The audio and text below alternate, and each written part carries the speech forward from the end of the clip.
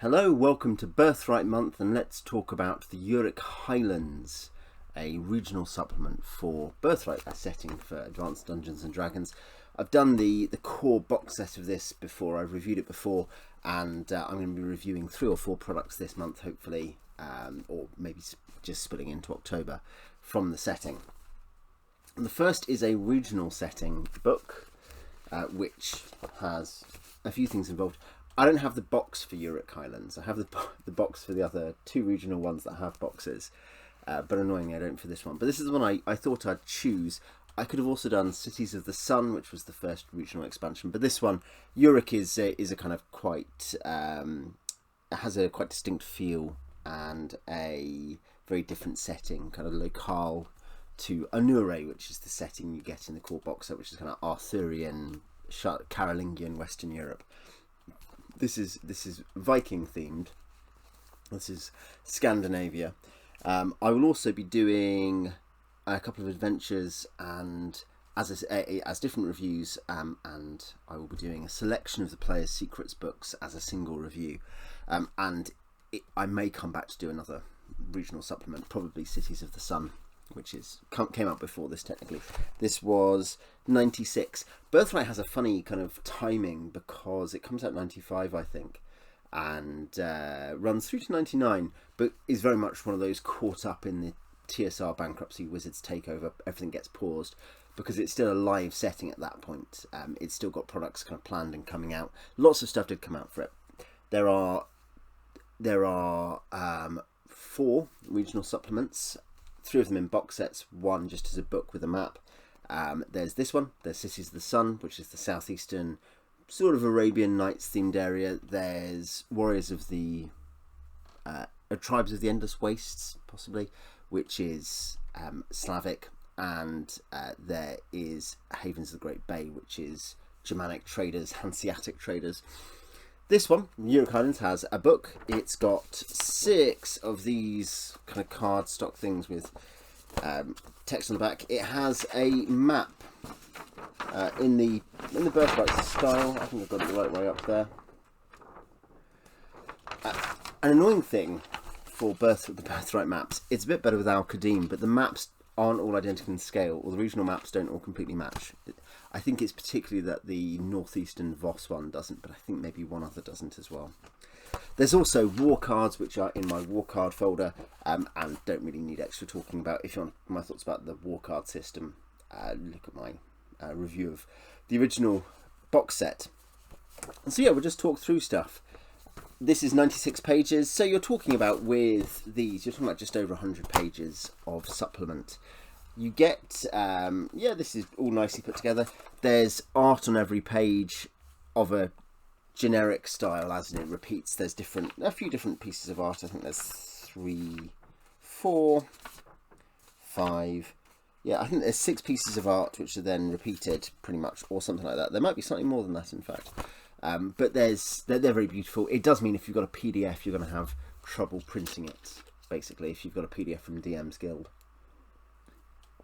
or whatever.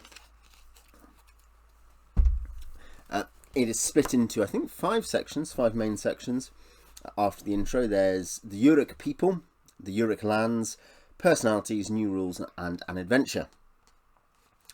And this isn't how every regional book is laid out, but it's pretty much how every regional book is laid out, and it maps to more or less how the first book, Ruins of Empire, which is in the core box set, is laid out.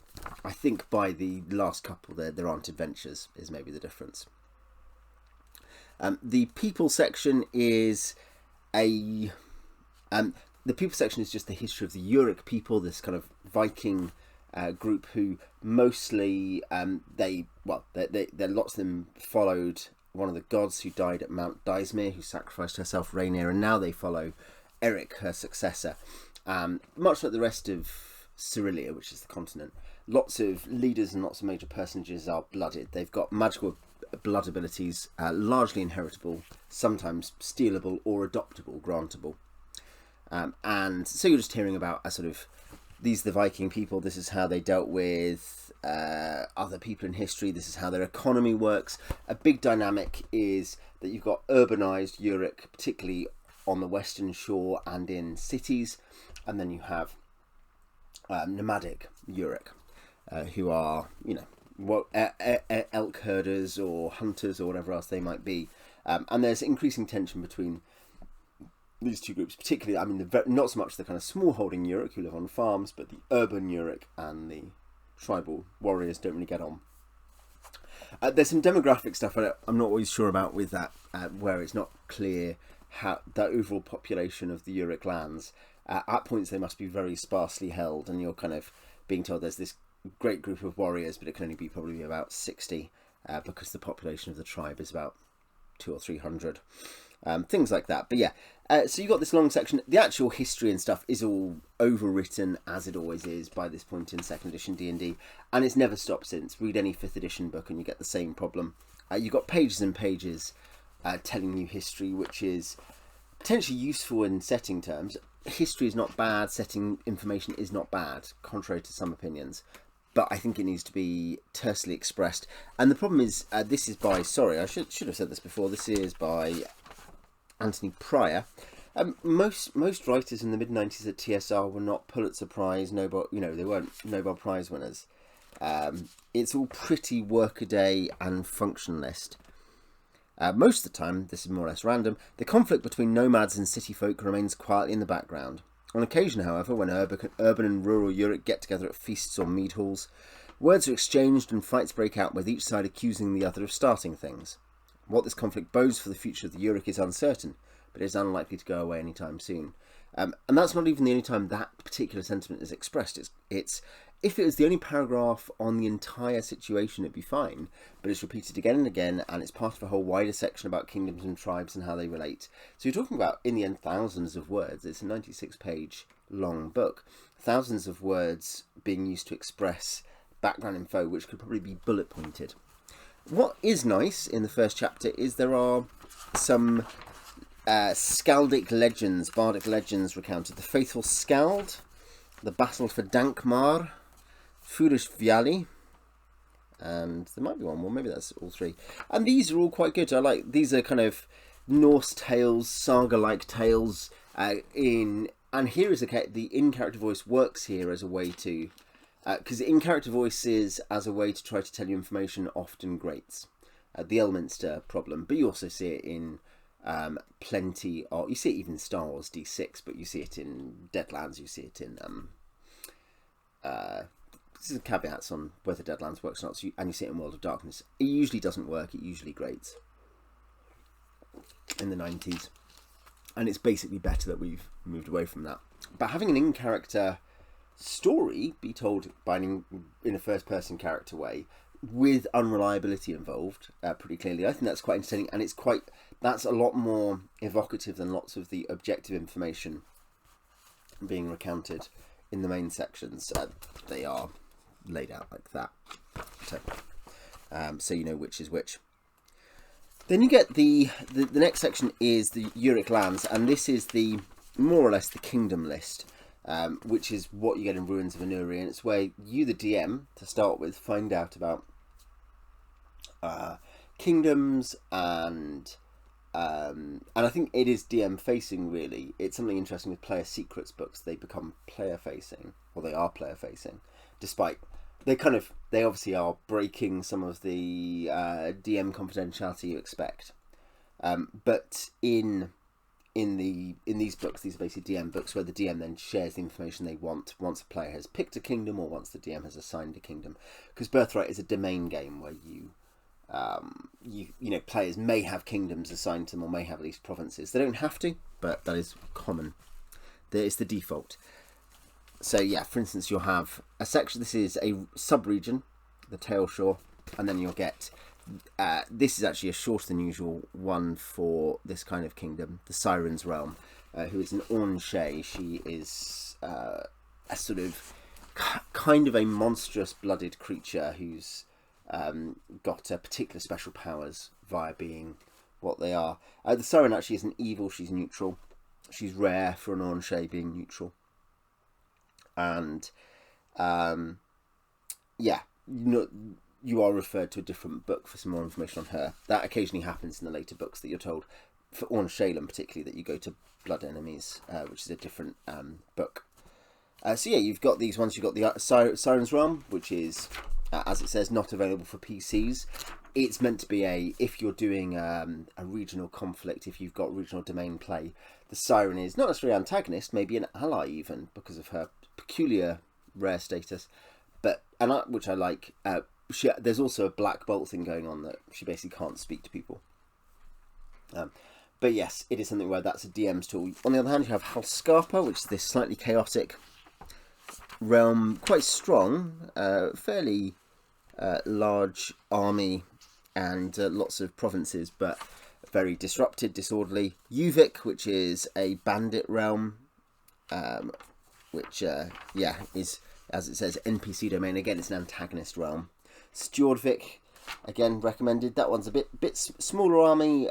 Again, pretty weak. Basically, it's interesting. Both in that sub-region, 2 of the 3 kingdoms are like, oh, this is a really weak, disordered place, and that's endemic amongst the Rjurik realms more than in some of the other regions. That a big thing being presented to the player. One of the 2 big things that players are challenged with if they are ruling a domain in Rjurik is the idea that you've got these very independent, quite geographically widespread sub-rulers who might not have the same ideas as their ruler.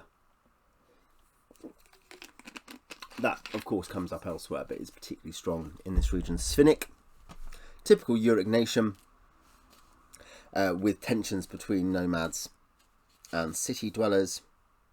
The king's actually okay there, for once. Then you have one thing is that you can't. It's not just that you can rule a kingdom; it's also that you could You could exercise rule, one of the forms of rule, via a temple or via magical sources or via trading. So you've got here guilds are one form of domain which you can take over potentially. So I think, yes, Stjordvik traders are an NPC domain, but the 3 trees are recommended and you can take them over. Obviously, in the end, it's the DM's job to decide any of this. The White Witch is an Ornshay who is also moderately important in the region. She's sort of spreading. She's very powerful in the whole region, and she's spreading all across the place in the sub-regions. You get a special subsection unique to the book called Tribes. So the Tale Shore has 3 tribes, or 3 large tribes attached to it, and they're just, again, I guess technically there's no reason. It's not presumed you can take them over, though I think later there is a discussion of running a tribe or whatever. You could take a tribe over as well. Then you get to the Northlands. One thing you notice is that the magical sources are virtually all undeveloped compared to Inanure, the base setting from the core book, where wizards, one of the kinds of thing that you can do is develop the magical sources and be a powerful wizard, exercising regency and rule in this magical way, or this kind of almost divinely blessed way via sources. In the Rjurik lands, virtually none of that is developed because the Rjurik don't really trust wizards. So bards are, nearly wizard adjacent with their kind of semi-magical skills, but beyond, and you have druids. That's the spellcasters native to the region. The Northlands is the northern shore of the Highlands. And I think possibly just the continent next door as well. Heavily wooded, very cold, much less. You can imagine, when you look at the latitudes on the continent, the Tale Shore will be cold temperate. The Northlands is becoming Arctic, really, in terms of its climate. And I guess a lot like when you look at a map of Scandinavia, you can see some parts of it. The southern parts particularly are going to have quite warm summers and mild winters due to some degree sea currents, but as soon as you get up above a certain point, it's all very cold. Realm of the White Witch, who is she an Ornshay? Well, if she is or isn't, I don't know if she is. I thought she was. Yes, she is. Sorry, repetitive of me. She is. Again, you're pointing to blood enemies. And that's a debatable choice. Is if you're saying, here's a capsule of a major enemy. The Siren is less important. The White Witch, very significant. And rather than giving 2-page spreads on enemies, which is standard, big enemy domains have 2 pages in the other book, in some earlier books. Here you are pointed towards blood enemies as the Ornshea supplement. So there's an interdependency there, which might have been fine for TSR at the time, but is less ideal for us, of course. Bloodskull Barony, led by Orogs. There aren't orcs in Cyrilia, there are Orogs. Goblins and gnolls often ally with Orogs. And the Scarlet Baron, currently Thrakaz, who's an Orog, is a major military threat. That's a kind of semi-organised humanoid realm. Hoganmark, there is a player secrets for that. There is also, I think, for Halskarpa and Stjordvik. Hoganmark was the last printed one. I think it's a special edition. I do have it. The last printed player's secrets. And it doesn't have kind of colour cover. It doesn't have cardstock and stuff. There was one more player's secrets published only as a PDF late in the 90s from Mooden. Hoganmark is a kind of fairly wild, expansive realm. That's the challenge facing it, very much in the Rjurik type, but with a couple of quite heavily developed cities. Yankarping, another recommended. In Yankarping's case, it is, again, weak.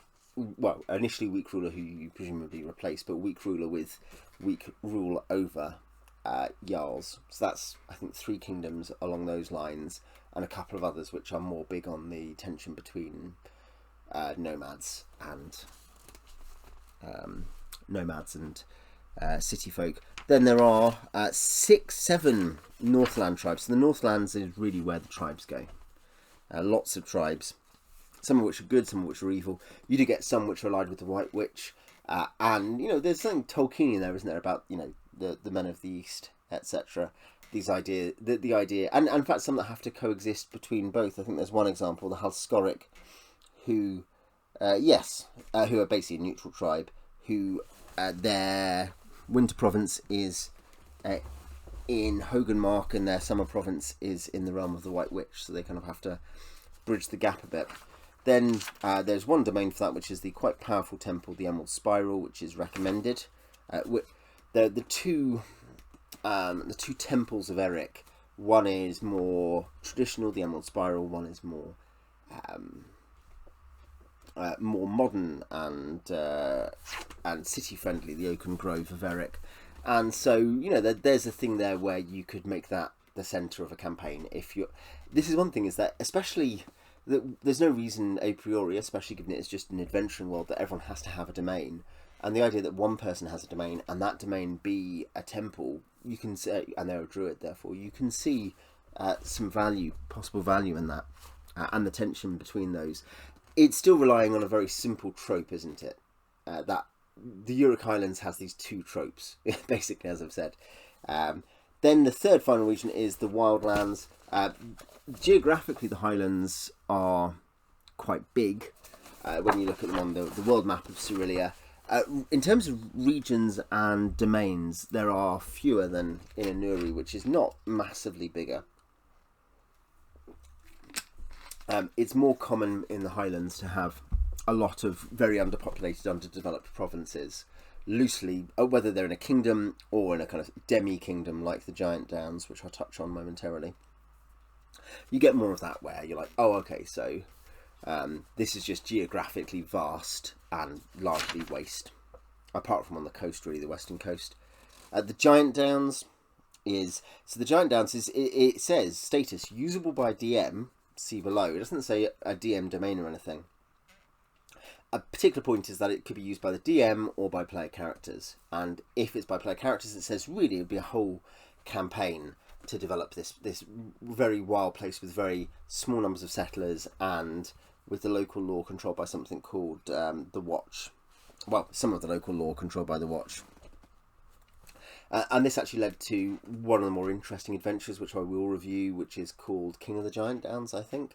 Which is basically, what is a campaign to settle and pacify a wild wilderness area, which I think is probably, when you think about all the things going on, an easier campaign to run in some respects than running I control Ilion or Endia down in the heartlands of Anuri with all these different politics and all these different things going on.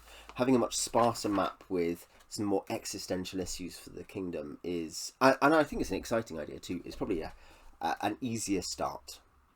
Hjolvar and Kvigmar are both, they're both chaotic good, they're both small domains, mountainous, mostly got a trading port and a few other settlements and not much else. Very wild, very small, very weak.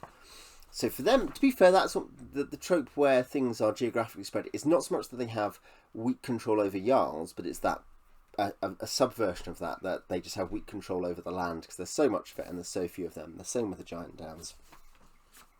We have a Dwarven realm, Kurin Azur, which is good. This one's an NPC realm. There is a officially playable Dwarven realm. There's also an officially playable Elven realm. They're both in a different region.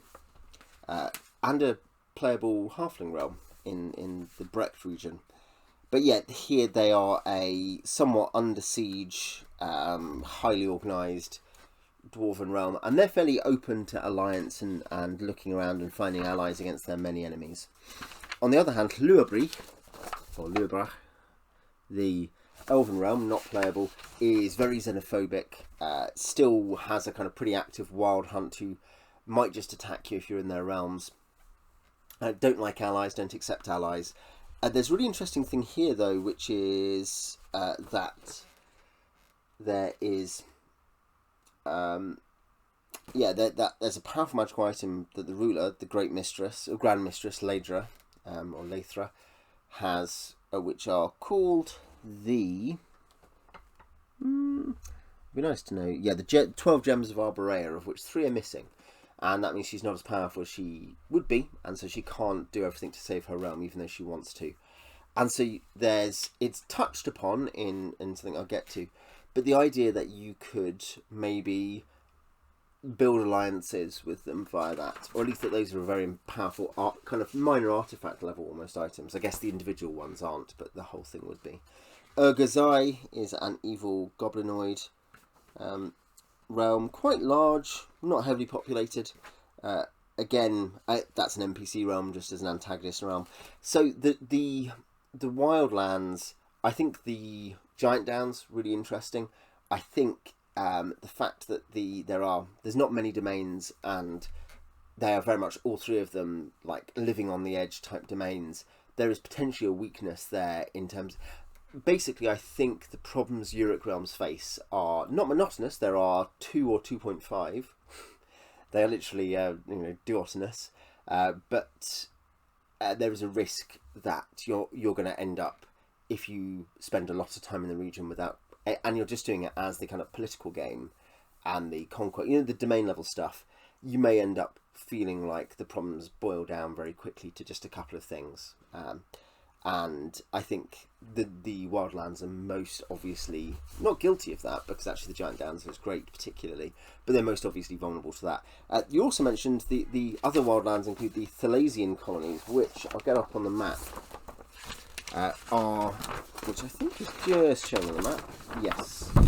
They don't have province outlines, but you can kind of see there. There's these 3 settlements, Jalford, Charvald and Hoekstrad, which is oddly a Dutch name, as far as I can tell. But they are fairly small, they're pretty underdeveloped, basically they're trading ports for Arctic-ish, the kind of the coastal valleys and fjords, trading valuables from there. But they're not suggested as player realms. One adventure does, which I'll get to, does mention the idea of going and doing stuff there. But they're an interesting idea, much like the, I think it'd be fair to say, much like the Giant Downs. This idea of possibility of exploration and subduing the land and things like that. A few tribes. Then there's a long section on personalities, which I will... I'll skip over on the whole. I like, there is a nice thing, the style that these are set, you know, that's a common way of doing it. A page or half a page, 1 or 2 columns, with a quite nice cartouche portrait. The Birthright books are evocative. The art is evocative. It's comparatively minimal. You do get, I'll see if I can find like a page illustration. You do get some page illustrations, but obviously I mean, there you've just got a half page landscape. They're quite nice, watercolory style on the whole. There's some warriors. There is a way in which they feel very much like you know, you're reading history or legend or something, and without over egging the degree to which art matters, because it matters a lot less than, for me at least, than some people say. I think the idea that if you enjoy reading something, and if it evokes the idea of the place as you read it, that will help you run it better.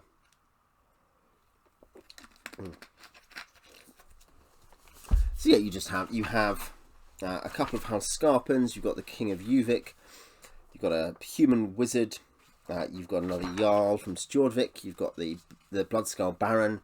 You've got a druid who's a kind of wandering druid of great reputation. You've got the leader of the Watch. You've got an Ornshay, who is new to this particular book. You have the ruler of the Dwarven Realm. You've got the ruler of the Elven Realm, another elf, and then a couple of, the ruler of the Goblin Realm, and then I think there's like 3 other adventurers and heroes who you could use. I think it's fine. It's slightly overwritten. I like the basic. I think the idea of giving NPCs with a bit of detail about them to build in one way, they don't have a ruler listed, so that kind of is weird, because you end up being like, okay, so these rulers I don't have to make any effort to integrate, these rulers I do. Having the potential antagonist, or at least NPC realm rulers in there, makes sense, and I think pretty much all of those are statted somewhere. So in that sense, maybe it's a stupid complaint, and I should be complaining that they've actually included any PC realm rulers, as if that might be the waste of time. The Wanderers is quite nice as well. Oh, this bard might help you. Or, oh, this is a famous druid who wanders the land. New rules. You've got tribal characters and tribes and regents, and the idea that not so much that it kind of adverts to the idea that maybe you could have something to do with tribes, but basically, as a regent, the assumption is you control land, because tribal leaders don't accumulate regency. They are not, in the rules terms, regents who have a divine right over land or over power or over whatever, like the way that regency works for others.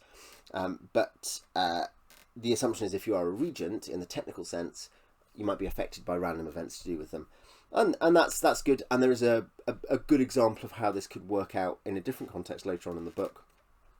But just I think it'd be probably nice to have, I'm struck by the fact that it might be nice to have regional random events tables, regional special rules tables, rather than just saying, oh, well, maybe if you put the effort in, you could change the random events table. Given that tribes and the issue of nomadism and of undersettled landscape is so important here. Stuff about druids, stuff about bards, each like a page long, just under actually, because of the layout. There is, if you want to talk about white space, there's a lot of white space, or technically grey space there. Arguably, in that sense, it's something, when you have a book that's overwritten, it becomes frustrating where space is then being wasted elsewhere. Special dooms, these are things which you can technically get every Rjurik character to roll on a 2d10, and 7 to 12 there's no special doom. Otherwise they might have a special doom, which could be something quite bad, like an enemy, or a special vengeance they must fulfill, or whatever. But most of them are mixed. Second sight isn't just a great prophetic thing, and it can be pretty imperfect, but it could give you insight into stuff you need to know. Extreme luck, you're told to personalise it to the class. Again, it'd be nice to actually have a mechanic rather than just suggestions for mechanics, but I think the idea is like a fighter gets maximum or bonus damage on a 20, but drops or breaks a weapon on a 1. A wizard might get bonus to damage from offensive spells, but have a chance of misfiring them, for instance. Good ideas. Animal guide. It's kind of vague here that there's an animal you see a lot, but that could be bad for you or good for you. Again, maybe it's taking away the magic, but you want I think I want some kind of ruling on that. And again, it's just all like, there's just loads of this. There's loads of 2 long paragraphs or 3 long paragraphs each. Battle Rage is a bit longer again, and is a version of the Berserker or Dwarf Battle Rage rules, but not as good, basically. There's some small advantages, but basically it's, you know, dangerous. Shape changes. Shape changing is basically good, but there is a risk if you stay in a form that you'll get lost in it and become an animal.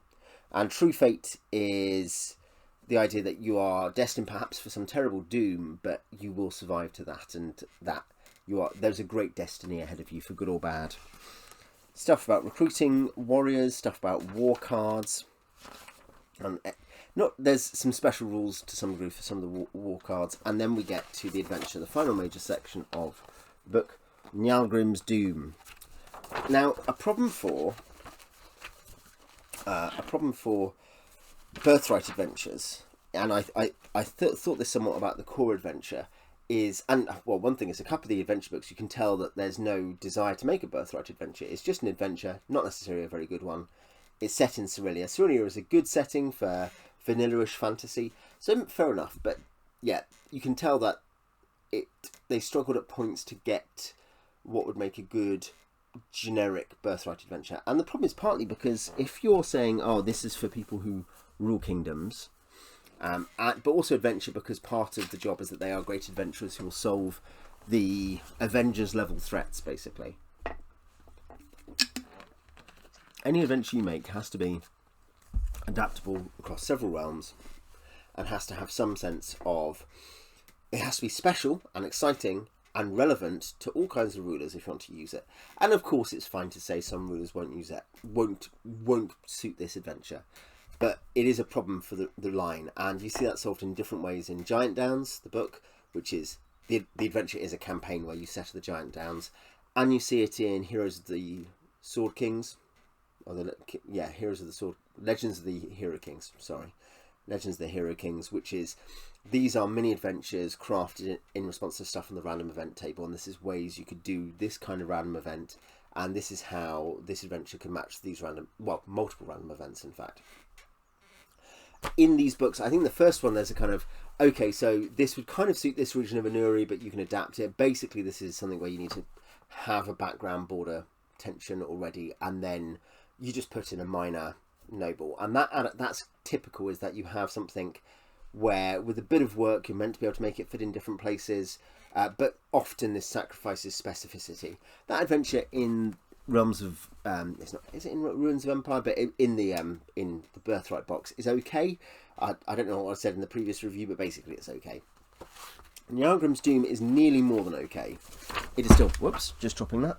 It is still basically just okay, and I'll get to why in a second. But it is an interesting idea that essentially it solves the problem of genericism versus specificity by tying what matters to the idea that there has to be at least one blooded, divinely, magically blessed person in the party. This person is descended from Njálgrim. Njálgrim has been killed hundreds of years ago, 1,000 years ago, whatever it is, by another guy whose name is Hrothwulf. And Hrothwulf used something called Tímaivriel, which is, in the original thing, which is a special kind of, not really cursed silver, but evil weapons, basically, to steal blood strength, bloodline from people. And Njálgrim appears to the PC and says, you've got to go and stop this guy. Well, you've got to go and avenge me. Yeah, inexorable fate calls to you. Your destiny, for good or ill, lies to the north, in the province called Valkheim. Ignore the call of fate at your own peril, mortal. And that is both generic and specific enough to be useful. And the assumption is that you're probably on the western shore, but if you're in the north, I think the indication is because it happens in winter, it's going to be pretty hard to travel from the far north or the far northeast. It could be that you're somewhere in the Northlands and make it work. But they say, yeah, essentially you're having a lovely midwinter's night. And so you can set this up as, it doesn't have a level, it's sort of the leveling is complex because of the way in which there's a bit of an assumption that you will work round monster strength to make it work. It's probably above first level, but you could adapt that. But yeah, you could see this as an early campaign, adventure in a campaign. You can adapt it in there. I think that's a nice hook, genuinely. So you then have to travel, and then part 2. So part 1 of this is Apparition, is very short. It's basically a page and a half. It then says the PCs have to prepare. Then it says part 2 is the Scarlet Baron's Fury, and most of this is about travelling. And then this is great, by the way. There are 1, 2, 3, 4, 5, I think, random events that could happen. That it makes the point you can roll for random encounters as you desire. It says as normal, but the following encounters specific to the Rjurik setting may be played out to advance the story and to provide a Highlands flavour to the journey. This essentially is something that would have been good somewhere else anyway. As it is, some of them have adventure specific implications. If you meet this guy, then this might happen. But the idea that you have, I mean, it's only 5. It's not an amazing number, I grant. 1, 2, 3, 4, yeah, 5. But the fact that there is this kind of set of things specific to the region, like one is an avalanche, one is a strange, like a green patch in some standing stones where it's actually very pleasant and nice. And yeah, you and it does suggest you might meet Njálgrim again there. There's a wolf attack. There's a Fomorian, so disfigured giant, ambush with a little map for that. There is an encounter with Rjurik the Wandering Druid. So they're all things that might be specific to going through the woods and snows of winter in the Rjurik Highlands. And then the next section of that battle is, or of that section, is a battle at an Eaglesguard nomadic camp. And this is a birthrightism. The idea is that you could do it as a skirmish. There's 1d3 per party member Orogs. There's an Orog chieftain and lots of goblins who it doesn't really matter, and some ogres too. And you have to fight them, and it's just a big battle. Or you can use war cards, where you have an army of 5 good guy cards, 4 bad guy cards, and you do the war card system. The war card system is fine without being very good. It's an interesting attempt to solve the problem of mass combat separate from battle system. Then you're told, how to adjudicate the aftermath, and then if you won, then you save the camp. If you lose, the camp is kind of smashed up. But you definitely capture a goblin prisoner. That definitely happens, so you can get information. And the goblin prisoner is funny, by the way. Is a fairly enjoyable goblin trope. But this is because the goblin has to tell you about the next bit of the quest. Like, he's got a little exclamation mark above his head. And I mean, yeah, that's a problem, isn't it? That you are railroaded at that point pretty hard after something which could be pretty wilderness map exploration based, has these special encounters, has an interesting enough battle concept at the end. It's then, I think, obviously, if you run it out and the PCs are killed, it's okay. It's assumed that that's legitimate as a way to end the adventure. It's implied, at least. But it is kind of like, oh, even if they lose, if they're continuing the adventure, they've got to find this guy because he is the quest giver. And that's a mistake. That's bad. Part 3, very short. You can actually see it's 2 columns. This is getting to the mound where Hrothwulf is buried, and that you get to fight 25 skeletons and a skeleton warrior with special rules from the Monstrous Manual, like from the Monstrous Manual, but with special rules. Pardon me. And yeah, and he's got his Team of Real sword, and basically this is again this is a missed opportunity, because you could have prologue, wilderness section, war card battle. This is your dungeon section. This is where players are actually going to explore around a barrow, and perhaps once they trip a trap, they are attacked by lots of skeletons who are guarding this monstrous warrior, this evil warrior's corpse. But basically, they don't want to do that. Pryor has run out of space. We've got 1 page, I don't know, what is it? 3 pages left. It's time just to have a fight with 25 skeletons. It's a bit lame. Part 4, Njálgrim's End. Suddenly, 200 Orogs, 20 Orog leaders, lots of goblins, and whatever ogres you want turn up, and you just have to have a fight with them. And then, as long as it continues for as long as the DM feels appropriate, and then when all seems blackest and the party seems doomed, Njálgrim's spirit, he is technically something called Spectral Scion, which is a completely okay new monster.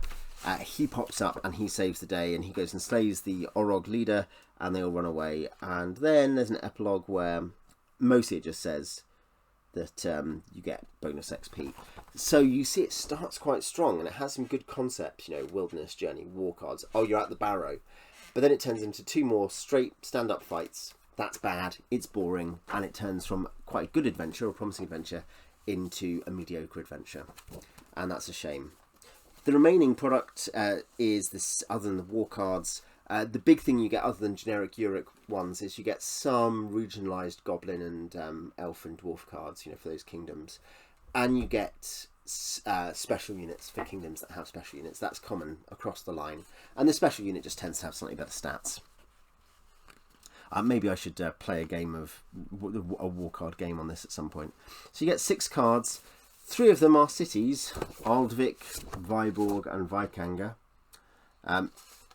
This is a really weird selection because Aldvika and Vikanger are both in Hogenmark. Viborg is an NPC domain city. It's in Uvik, and it is also not where the ruler of Uvik lives because he prefers to stay at his coastal fortress. And the maps are good. I like the maps, they're fine. The text in the back is largely redundant and is a waste, and you could have put lots of other stuff on it. More Rjurik characters. If you weren't happy with like 20 pages or whatever it is of characters, here's 4 more. This is weird that it's here. It does just come across as if they ran out of space and decided to use one of these. These are not any more necessary than those other ones. Other than that, perhaps I should say that the efficiency of the text here puts the book to shame. It also includes another Orangey, the Ice Fiend, who is mentioned in the book but doesn't otherwise get anything going.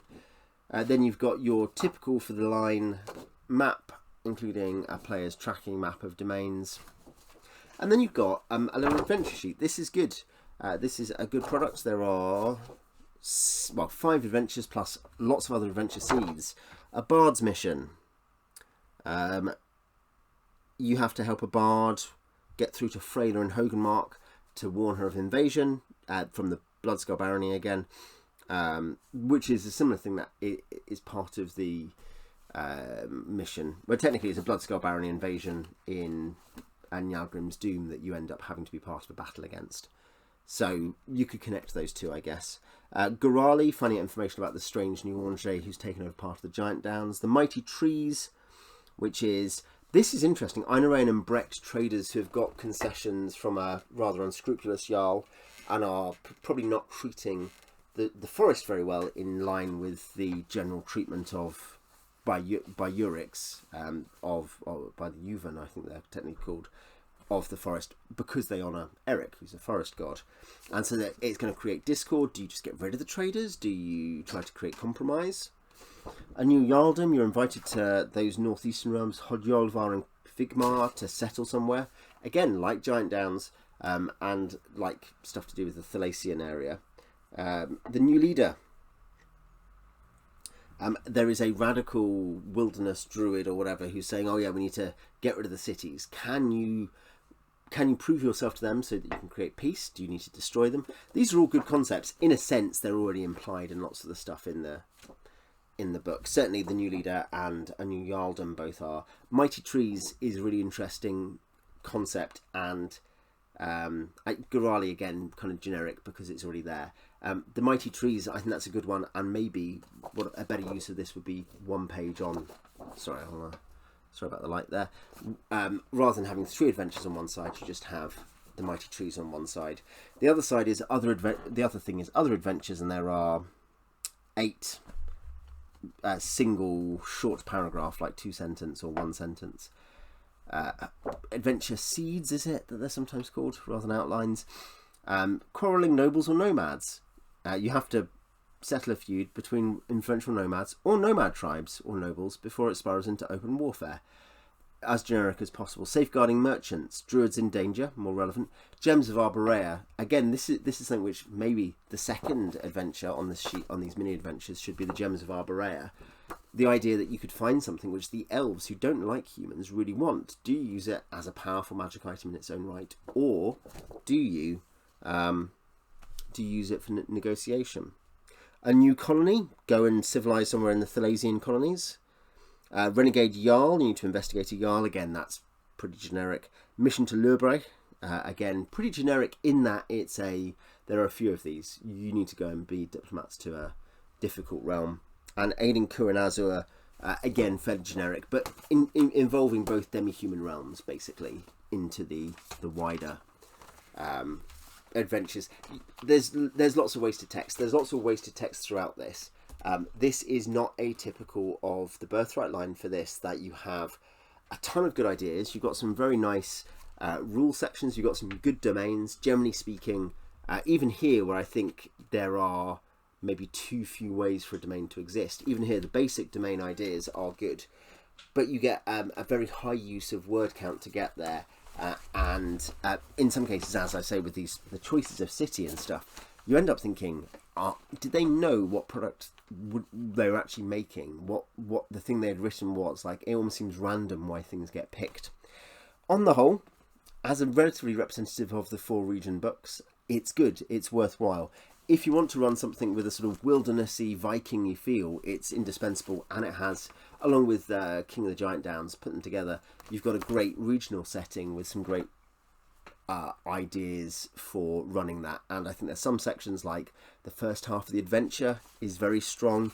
The regional guides are pretty good. The special dooms is fun. Rules for bards, the way they talk about druids and bards in this, because druids they're giving you rules for, those are, useful. But you wish, as ever, so often with, most D&D books, but certainly a lot of the TSR era, you wish that the editing was a little bit more sensitive and ruthless with the writing. I've not read anything else by Anthony Pryor. It's not bad. Good on him for that. If you have read this one or other regional books for Birthright, tell me what you think in the comments. And yes, I guess if you have ever played in a Birthright game, I'd be interested to hear what adventures worked. Till next time.